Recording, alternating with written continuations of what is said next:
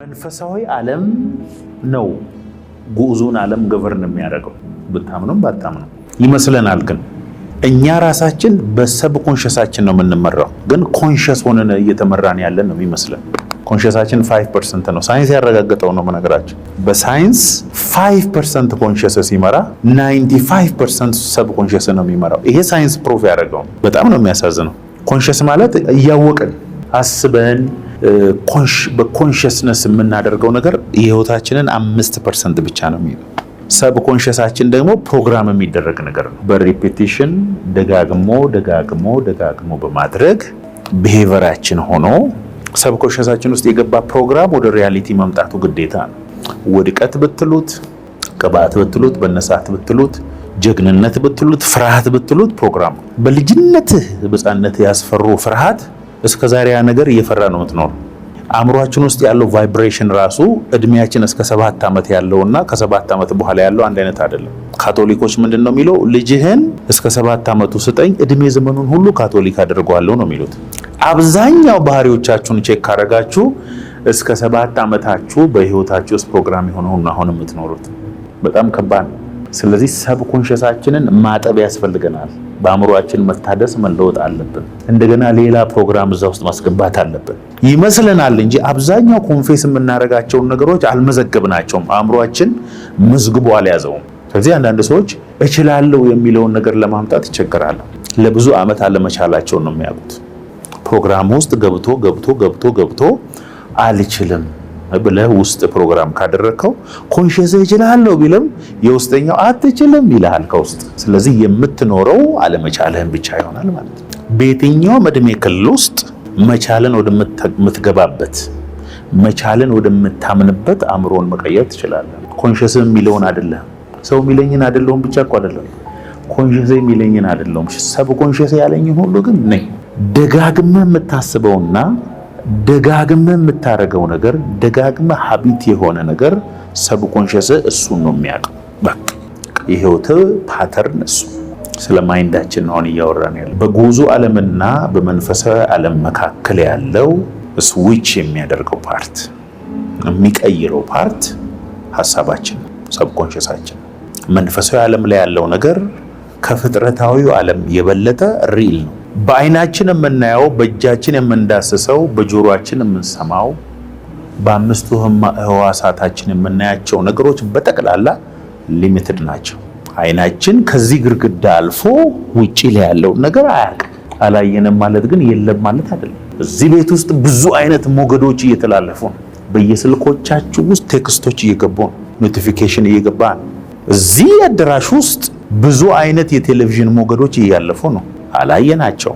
አላየህም ማለት የለም ማለት አይደለም። እንኳን የኛ በአይን እንኳን ብንሄድ የንስር አይን የሚያየውን እዚህ ውስጥ ሆነን ማየት አንችልም። ውሻ እዚህ አዳራሽ ውስጥ ብናስገባ እኛ ማሽተት ያልቻልነውን ብዙ ነገር አሽትቶ ከዚህ ቤት ውስጥ ያወጣል። አላሸተትክም ማለት የለም ማለት አይደለም። ሊሚትድ ነን ማለት ነው። የሚገርማችሁ ግን በውስጣችን ያለው መንፈስ ግን ሊሚትድ አይደለም። ሊሚት የሚያደርገው የኛ አስተሳሰብ ነው። አያሳዝንም? በአእምሮአችን መንፈስ ተለውጠን እግዚአብሔር ያየልንን ማሰብ በቻልን ልክ መንፈሳችንን ያንን ማየት ይችላል ማለት ነው። our limitation is our imagination። በላይ ያለውን እሹ፣ በላይ ያለውን ፈልጉ እንጂ በዚህ በምድር ያለውን አይደለም። በላይ ያለውን the spirit realm ያለው ክርስቶስ በእግዚአብሔር አብ ቀኝ ተቀምጦ ያለውን እሱን ፈልጉ፣ እሱን እሹ፣ እሱን ሲክ አድርጉ ነው የሚለው እግዚአብሔር ቃል። አንደኛው ሲክ የምናደርግበት በቪዥን እና በድሪም። እግዚአብሔር ከፍጥረት ጀምሮ እግዚአብሔር ከሰዎች ጋር ሲነጋገር ከነበረባቸው መንገዶች አንዱ ህልምና ቪዥን ነው። ህልምም ናይት ቪዥን ነው የሚለው፣ በሌሊት ራእይ እና በራእይ። የቀን ራእይ የሌሊት ራእይ፣ የሌሊት ራእይ ህልም ሲሆን የቀን ራእይ ደግሞ በኮንሽስ ሆነ በኮንሽስ ማይንድ የምናየው ራእይ ነው። ብዙ አይነት ራእይ ነው ያለው። መንፈሳዊ ዓለም ውስጥ ማየት ከጀመርክ በኋላ ኖርማል ሰው ሆነ መቀጠል አትችልም። ስለዚህ የእግዚአብሔርን ድምፅ ሰምቶ የማያውቁና ቪዥን አይቶ የማያውቁ ሰዎች 78 ክፍል ስለ ቪዥን እና ድሪም ሊያስተምሩ ይችላሉ። ያልገባቸውን ስለማያስተምሩ ጥቅስ ብቻ ከጥቅስ ስለማያስተምሩ አይሰራም። በህይወቱ አጋነንት አስወጥቶ የማያውቅ ስለ አጋነንት ስለማስወጣት የሚያስተምሩ ብዙዎች እኮ አውቃለሁ። ኤክስፒሪየንስ ማድረግ አለብህ። ህልምን ኤክስፒሪየንስ ማድረግ አለብህ። ቪዥንን ኤክስፒሪየንስ ማድረግ አለብህ። ኢየሱስ ጌታ። አሜን።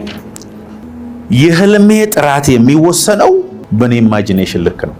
ውሎዬ፣ ሐሳቤ፣ አእምሮዬን የያዘው ሐሳብ የማየውን የህልም ጥራት ይወስናል። ፎከሱን ማለት ነው። አሁን እኮ ካሜራ ከፈለጉ ፎቶ አንስተው አንተ ሁን ሰው ሁን ምን እንዳይታወቅ አድርጎ ሊያነሱ ይችላሉ። ሌንሱን አስተካክለው በጣም አድርጎ ደግሞ ሲያነሱ ፊት ላይ ያለችውን ትናንሽ ቡጉር ሳይቀር። አሁን የመጣውማ እኮ ከባድ እኮ ነው። ምንም የሚያስቀር ነገር የለም። በፉል ኤችዲ ቁጭ ጠባሳህን ምንህን ቁጭ ያደርጋል። ከፈለክም ታጠፋለህ። ፎከሱ ኢማጂኔሽን ነው። አጥብቀህ ልብህን ጠብቅ። የህይወት መውጫ በዚያ ሁላችሁ። የሰው ስፒሪት የእግዚአብሔር ካንድል ነው ይላል። የሰው መንፈስ የእግዚአብሔር መብራት ነው። እስቲ መብራት ነው በሉ። መብራት ነው።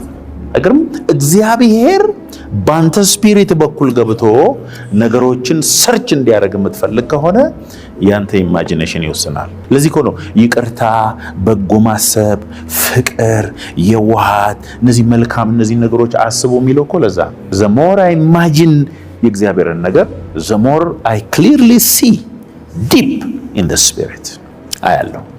ነገር በበላው ልክ እበላለሁ። በቃ ነገር አሁን ነገር ላስብ ካልኩ እኮ ብዙ ምክንያት አለኝ። እንትና እንደዚህ አድርጉኝ፣ እንትና እንዲህ ተደርጉኝ፣ እንደዚህ ካልኩኝ የሚመስለው አሁን እውነት እያሰብኩ ያለ ነው የሚመስለው። እውነት እኮ ነው። እገሌ በድሎኛል፣ እገሌ ዘርፎኛል፣ እገሌ እንዲያርጉኛል፣ እገሌ እንዲያርጉኛል። ያ ኔጌቲቪቲ ከሰውየው ጋር ምንም አይገናኝም። እኔኑ ብቻ ነው የሚበላው። ከዛ መንፈሳዊ አይኖችን እየጋረደ ነው የሚሄደው። አንደኛ መንፈሳዊ አይን የሚከፍት ሻራባራባራ አሜን። ነምበር 1 መንፈሳዊ አይን የሚከፍት ነገር አሁን በእድሜ እየጨመርኩ ብዙ ዓለም እየዞርኩ ብዙ የእግዚአብሔርን ሰዎች እያየሁ የእግዚአብሔርን ቃል እያጠናሁ ሲሄድ አንደኛ መንፈሳዊ አይን የሚከፍት ፍቅር ነው። በጣም ይገርማል። በተለይ ጠላቶችን ስትወድ፣ በተለይ የሚያሳድዱን ስትመርቅ እይታ እየጨመረ ይኖራል። በፍቅር የሚኖር እስቲ በእግዚአብሔር ይኖራል በሉ። በፍቅር የሚኖር በእግዚአብሔር ይኖራል፣ እግዚአብሔርም በእርሱ ይኖራል። አሜን። ወንድሙን የሚጠላ በጨለማ ይኖራል፣ ወዴትም እንደሚሄድ አያውቅም። ጥላቻም አይኖቹን አሳውሮታልና ይላል። አይገርምም? ጥላቻ ሲባል እኮ ያልበደለንን ሰው መጥላት እኮ አይደለም፣ የበደለንንም ጭምር ስንጠላ መንፈሳዊ ቪዥናችን እየተያዘ ይሄዳል ነው የሚለው። ይቅርታና ፍቅር ነምበር 1 መንፈሳዊ አይን የሚከፍት ነው። ሌንሱ በኃይል እንዲከፈት ከፈለክ ደግሞ በጣም የበደለውን በመውደድ ነው። የትና የትወላ ስቴዲየም ምናምን ስንቀርጽ እዛ ማዶ ያለውን ሰውዬ ዙም አድርጎ የሚያመጣል። እሱኛውን ሌንስ የምትገጥመው ጠላቶችን ስትወድ ነው።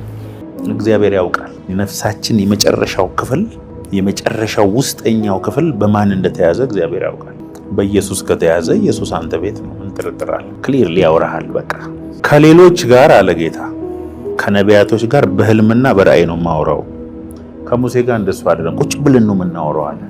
እንዲያነሶች እኮ አሉ ለእነንትና በወር አንዳንድ ጊዜ ብቅ ልላቸዋለሁ። ከእገሌን እንዳትነኩብኝ፣ ከሱ ጋር ግን እኔ አፍ ለአፍ ነው ማው። እንዲያነሶች እንዳለው ታውቃላችሁ። ለማርታ ቴዎሎጂ ነግራታለሁ፣ ለማርያም ግን ማውራት ስለማልችል አለቅሳለሁ። የሚወዱኝን ወዳቸዋለሁ። ፌር እኮ ነው። የሚያከብሩኝን አከብራቸዋለሁ። ተግቶ የሚሹኝ ያገኙኛል። መንፈሳዊ ዓለም እንደዚህ ነው የሚሰራው። የእውቀትን ልክ እግዚአብሔር በአንተ የመገለጡን ልክ አይወስንም። የፍቅር ልክ ግን የመገለጡን ልክ ይወስናል። ዘፍጥረት 15:1 በድጋሚ እስቲ እናያለን። ከዚህም ነገር በኋላ የእግዚአብሔር ቃል በራእይ ወደ አብርሃም መጣ እንዲህም ሲል፣ አብርሃም ሆይ አትፍራ፣ እኔ ለአንተ ጋሻ ነኝ፣ ዋጋህም እጅግ ታላቅ ነው። አብርሃምም እኔ ዘር አልተሰጠኝ። የህልም ወሬ አይመስልም አይደል? መንፈሳዊ ዓለም ላይ እኮ እናወራለን እኮ አይደል? እንዋጋለን፣ እናወራለን፣ እናሳድዳለን፣ እንሰደዳለን፣ አሸንፈን እንነሳለን፣ አንዳንዴ ተሸንፈን እንነሳለን። አንዳንዴ የሆነ ነገር ሲያሳድደን እናድራለን፣ አንዳንዴ አሳደን ጠላታችንን ክትክቱን አውጥተን እንነሳለን።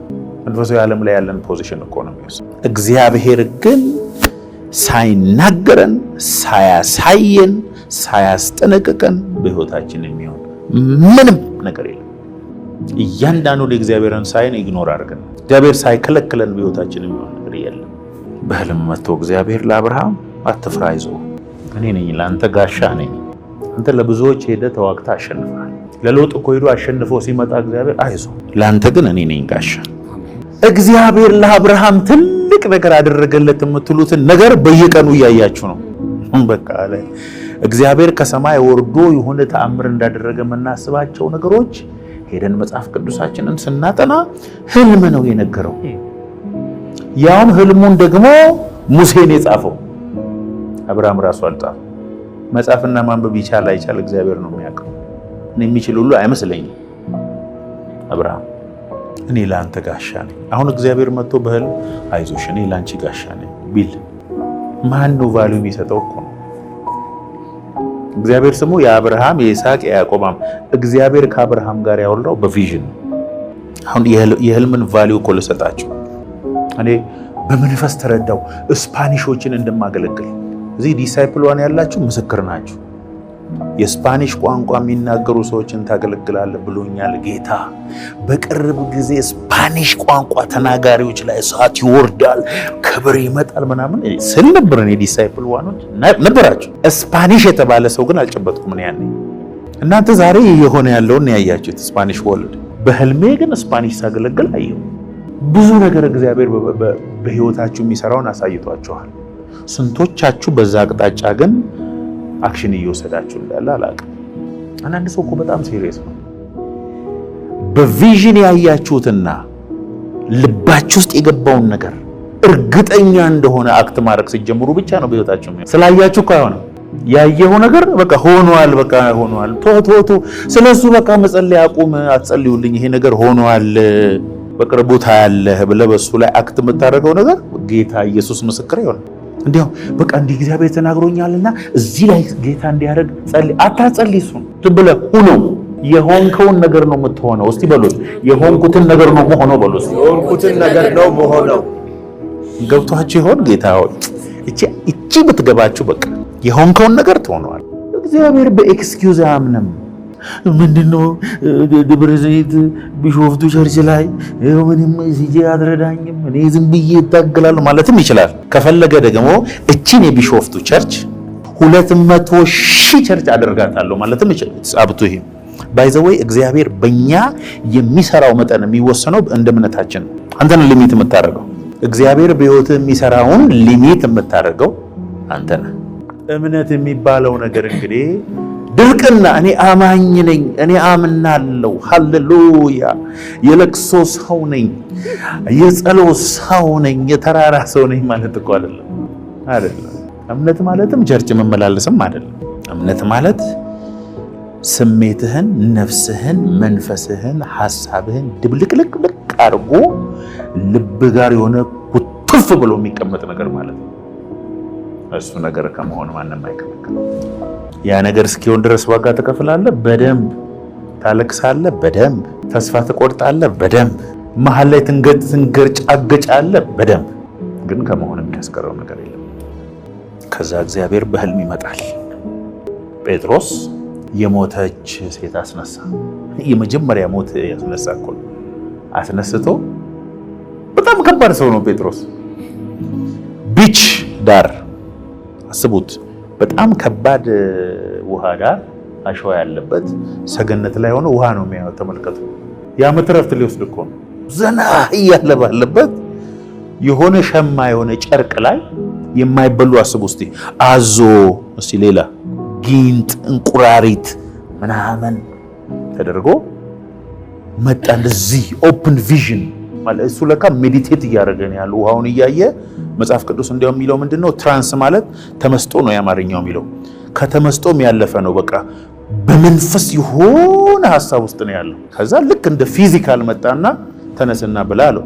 ኧረ በስመ አብ ወልድ፣ እኔ አይሁዳዊ ነኝ፣ እንደዚህ አይነት የረከሰ ነገር በልቼ ማን ያለ? ማን ነው ረከሰ ያለ? እናንተ ራሱ ሲልንገራችሁ፣ ማን ነው እንቁራሪት ምግብ አይደለችም ያለ? ሌላ ሀገር እንዴት የሀብታም ምግብ እኮ ነው። እውነት እኮ ነው። እኔ አሁን ባለፈው ኒውዚላንድ ከዶንጋ ሄድን ጊዜ ከፈረንጆቹ ጋር እየበላን እኔ እንቁራሪት ምናምን ምናምን አልኳቸው። ቺክን ትወዳለህ አሉ። ከቺክን ይበልጣል እንቁራሪት። በልተዋል ሄደው። በኢየሱስ ስም አትበሉ። በኢየሱስ ስም መባል ያለበት የኢትዮጵያ ምግብ ነው። በመልክ ራሱ የማያምር ምግብ እኛ ሀገር ምግብ እየበላን ነው ይመስላችኋል? እስቲ ምሳውን እንጀራ በወጥ የበላ ሁሉም አንሳ እንጂ ሌላ ምን ትበላለህ? እራት እንጀራ በወጥ፣ ቁርስ ፍርፍር፣ ምሳ በቀይ ወጥ፣ እራት በሽሮ ወጥ፣ እንጀራ እንጀራ እንጀራ እንጀራ እንጀራ እንጀራ እንጀራ እንጀራ እንጀራ።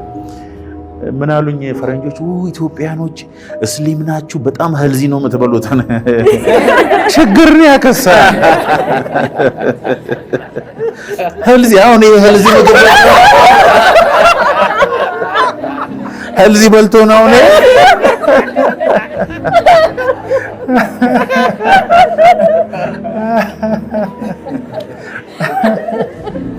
ምግባችን ጤናማ አይደለም። ስንት ሰዓት ሙሉ የተንተከተከ የተቃጠለ ምግብ ነው የምንበላው። ጃፓን ስትሄዱ እኮ 120 130 ምናምን እንዳለ ከተማውን የሞሉ ሰዎች ናቸው። አይሞቱም። ለውርስ እኮ ብጸልይ እኛ ሀገር እኮ የ70 ዓመት ሰው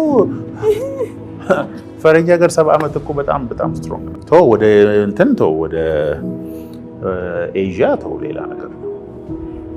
የ100 ዓመት የኤዥያ ሰው ከኛ ሀገር 60 ዓመት የተሻለ ስትሮንግ ከዚህ የሚበሉት እነሱ ናቸው። ከውሃ ውስጥ የወጣ ምግብ ነው የሚበሉት። እንቁራሪት በልቶ ማለት ነው።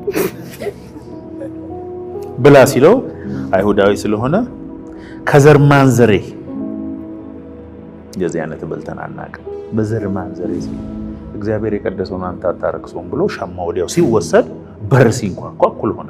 ማን ነው ሲባል ስምዖን የሚባል ሰው ፈልገን ይመጣ። ከየት መጣችሁ? ነገሩታ። ቆርኔሌዎስ የሚባል ሰው ነበረ። 9 ሰዓት ላይ አስገድዶ ያጸልየናል ሁላችንን ሳንፈልግ።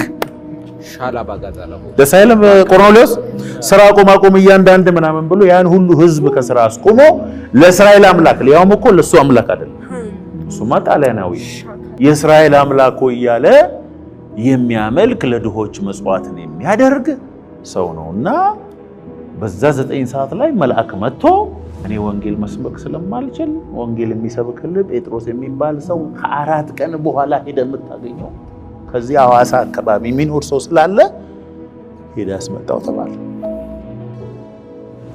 ለቀናት ሄደው ሰዎቹ ጴጥሮስን ታሪኩን ሲነግሩት መንፈስ ቅዱስ ሳትጠራጠር አሁን በቪዥን አይደለም አብረህ ሂድ ሲለው የማያውቃቸውን ሰዎች ሊገሉት ይሆኑ ምን ይሆኑ የማያውቃቸውን ሰዎች የኢነር ቮይስ ድምጽ ሰምቶ ተከትሎ ሄደ።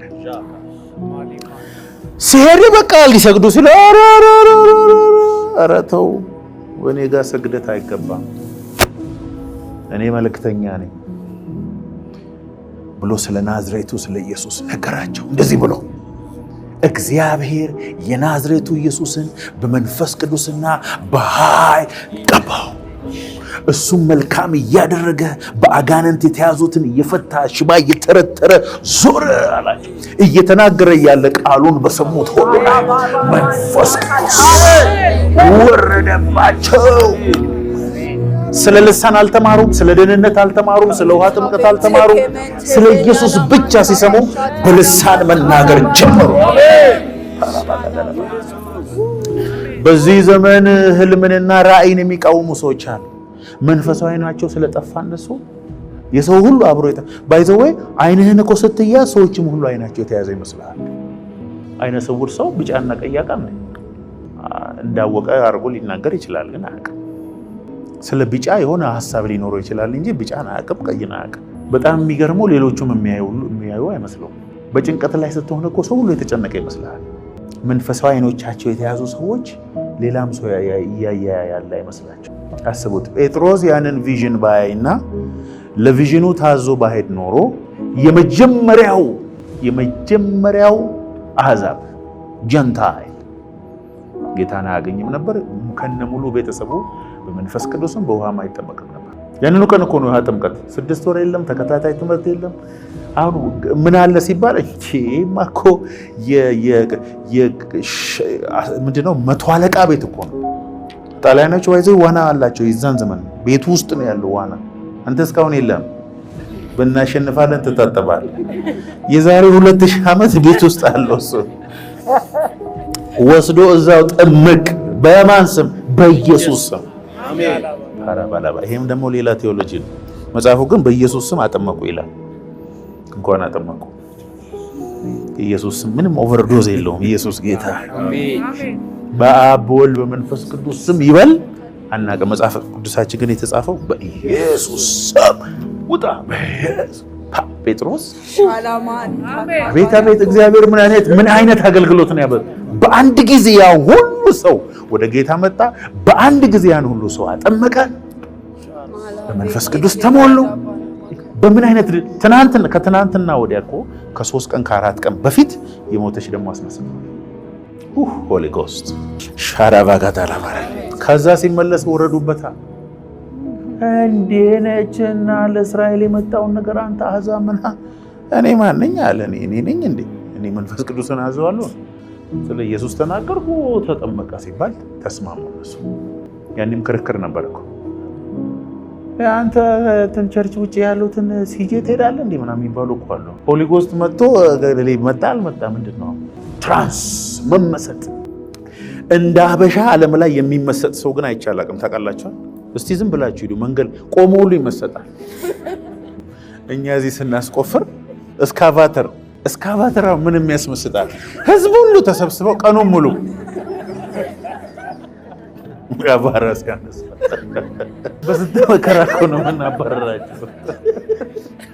ሰው እየሮጠ ነው፣ ሰው እየሰራ ነው፣ ሰው እየታገለ ነው። እኛ ሀገር ብቻ ኢዮብ 4 ከ13 እስከ 16 በሌሊት ህልም አሳቢ ሲነሳ የከበደው እንቅልፍን በሰው ላይ ሲወድቅ አጥንቴን ሁሉ ያናወጡ ድንጋጤና መንቀጥቀጥ ወደቁብኝ።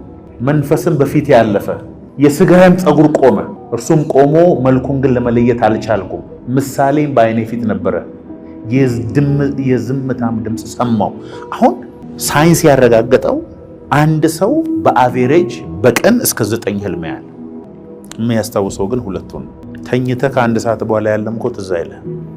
አንዳንድ ህልም እኮ ነቅታችሁ ሁሉ ይቀጥላል።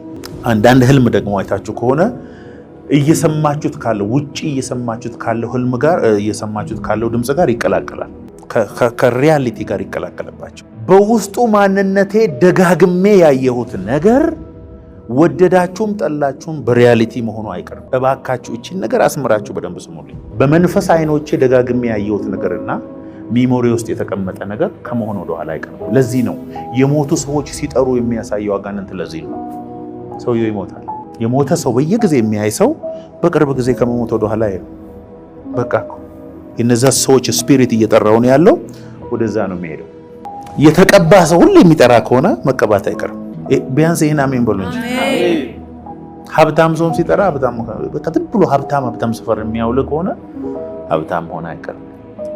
ብር ዝም ብለህ ስትቆጥር የምታይ ከሆነ መቁጠር አይቀርም። ውድቀት የምታይ ከሆነ ቶሎ ካልጸለይክ መውደቅ አይቀርም። ዝም ብላችሁ ቀን ቀን የምትነጫነጩ ከጌታ ጋር የምትውል በህልማችሁም ይቀጥላሉ። እግዚአብሔርን ልክ አይደለም እኔ ልክ የምንላቸው እኮ ብዙ ነገሮች አሉ። እንዴት ነው እኔ ልክ ሆኜ እግዚአብሔር ስተኛ የሚሆን? ይሄ ዩኒቨርስ ሁሉ ለብዙ ሚሊዮን ዓመታት አንድ ጊዜ ፈጥሮት እንደዚህ ራሱን በራሱ እየሄደ እያለ እግዚአብሔር እንዴት የኔ ጊዜ ይሳሳታል? እግዚአብሔር ብዙ ኮሌክቲቭ የሆኑ ነገሮች አሉ ማለት። አንዳንዶቻችሁ የተዘረፋችሁት ጌታ እየነገራችሁ ከጌታ ከነገራችሁ ይልቅ የሰውየው የሚጣፍጥ አፍ ሸውዷቸዋል።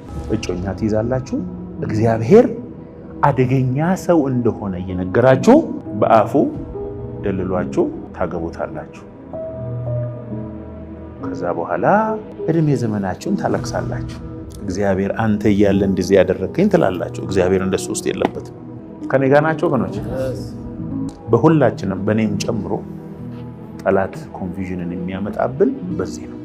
ይመጣና የነፍስ ክፍል ውስጥ ፕሮሰስ የሚያደርገውን ፓርትህን ያበላሽብሃል። ሰዎች ያበሳጩሃል፣ ኑሮ ያበሳጫል፣ ኢኮኖሚ ያበሳጫል፣ የጊዜ መሄድ ያበሳጫል። ያሰብከው ነገር ባለማሳካቱ ከዛ ትበጠበጣል። ህልም ልክ አይደለም፣ የምሰማው ድምፅ ልክ አይደለም፣ ህይወት ልክ አይደለም። Do not be conformed to this world, but be inwardly transformed by the renewing of your mind transformed ሆኖ በልቦናችሁ በውስጣችሁ በሐሳባችሁ ተለወጡ እንጂ ይህንን ዓለም አትምሰሉ። የእግዚአብሔር ፈቃድ በጎ ደስ የሚያሰኝ ፍጹም ምን እንደሆነ ፈትናችሁ ታውቁ ዘንድ። ብዙ ጊዜ የሚመስለን ከሐዘን ነፃ የሆነ ከእጦት ነፃ የሆነ ከበሽታ ነፃ የሆነ ኑሮ ብንኖር በቃ ኮምፕሊት ነን ብለን እናስባለን። ግን አይደለም እኮ ይመስልናል እንጂ ሁሉ ነገር ቢሟላልን በፍጹም ኮምፕሊት አይደለም። ሚዘረብል ነው የምንሆነው። ህይወት መንፈሳዊ ነው። እኔ አንዳንድ ጊዜ አንዳንድ የዘፈኖች አሉ ፈረንጅ ሀገር ሲኖሩ አበሾች የሚዘፍኑት የኩበቱ ሽታ ምናምን አታውቁም? አውደ ዓመት የኩበት ሽታ አሜሪካ ሆኖ አይገርምም? በምን ተአምር ነው የኩበት ሽታ የሚናፍቀው? ስለ እግዚአብሔር ምንም ሽታ የሌለበት ሀገር ውስጥ አሜሪካ እየኖሩ የኩበት ሽታ ናፍቋቸው ኢትዮጵያ የሚመጡ ሰዎች አሉ። እርግማን ነው።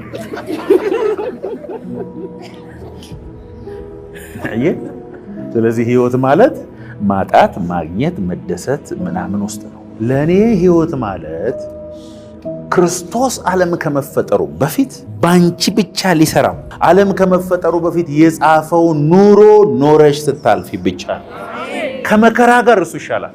መከራ ፍሪ የሆነ ኑሮ ከመኖር አበንደንት የሆነ ሁሉ ነገር የተሟላለት ኑሮ ከመኖር ከነ መከራው ከነ ለቅሶ ከነ ደስታው ከነ መውጣትና መውረዱ እግዚአብሔር በነፍሳችን ውስጥ ያስቀመጠው ኑሮ ኖረን ማረፍ ነው የሚሻለው። እኛ እኮ እዚህ በጣም እንደ ትልቅ ነገር የምናየው ሌላ ሀገር ቆሻሻ ውስጥ የሚጣል መኪና የሚፈጭበት ቦታ ሄጄ በስቀቀን ያለበት የ2020 ሞዴል አዲስ መኪና አስገብቶ ይፈጫል። የማየውን ቦታ ካቆምክ ቶል የሚባል አለ። ለምሳሌ አሁን እኛ ጋር የፈለክበት ታቆማለህ። ማክሲመም ታርጋ ይፈታልሃል። የሆነች ብር ከፍተህ ታርጋ ነው ወስደህ ወደ ቤት ነው። እዛ እኮ የለም። አንተ ሀገር ሰላም ብለህ ከሆቴል ስትወጣ መኪና ተጭኖ ሄዷል። እዛ የተጫነበት ቦታ ካልደረስክ ደግሞ ተፈጅቷል። ስለዚህ አባንዳንት ላይፍ፣ ፔን የሌለው ላይፍ፣ የተሟላ ሁሉን ነገር የፈለግኩበት ቦታ ላይ ፍሪጄ ሙሉ፣ ባንኬ ሙሉ፣ ሁሉ ነገሬ ሙሉ፣ ሆዴ ሙሉ፣ ቁም ሳጥኔ ሙሉ ከሆነ እኔ በቃ በጣም ምርጥ ኑሮ ነው የኖርኩት ብለን እናስባለን። we are deceiving ourselves። እሱ የሞላላቸው ሰዎችን ያክል በህይወታቸው ሚዘረብል የሆኑ ሰዎች አይቻልም። እኔ ሀብት የምጠላ ሰው አይደለሁም። እኔ ቁም ሳጥኔን ቢሞላ አካውንቴን ቢሞላ ሆዴን ቢሞላ እኮ እፈልጋለሁ። that's not the purpose of life። እሱ ሞልቶላቸው ህይወታቸው የተመሰቃቀሉ ብዙ ሰዎች አሉ። እኔ ግን ደስ የሚለኝ ነገር አለ። መንፈስሽ ውስጥ የተጻፈ አሜን። አንተ ራስህ አልችለውም ብለህ የምታስበው እግዚአብሔር ግን ዓለም ከመፈጠሩ በፊት የጻፈው ነገር አለ። አሳይመንት አለ። እግዚአብሔር አምላክ ዛሬ ማታ በመንፈሳችሁ በኩል ይናገራል። አሜን። በህልምና በራእይ በኢየሱስ ስም ይናገራል። አሜን።